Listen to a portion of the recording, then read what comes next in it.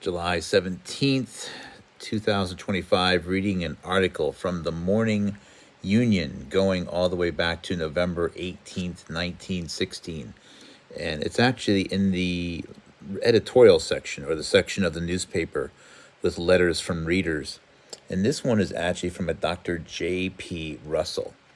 Now, November 18th, 1916, the year with the peak number of polio deaths, or in the United States of America, from paralysis or poliomyelitis, whatever, was also in 1916.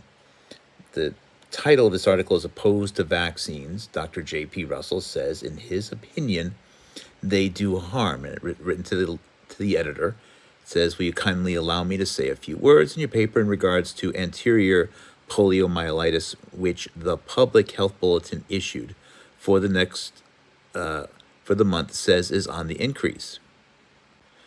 Now, let us use a little common sense and see what the cause of this increase is. There have been many opinions expressed. Did you ever stop to think that there are more antitoxins being manufactured than ever before? There is now a vaccine for nearly every kind of disease. Are they doing any good? My answer is no.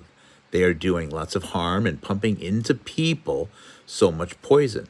I never saw anyone who had antitoxins pumped into him but looked pale and anemic.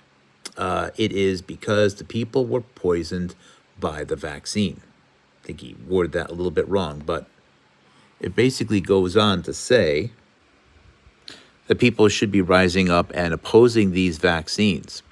And towards the bottom, it is summarized with, my opinion is that these vaccines are causing many of the anterior poliomyelitis.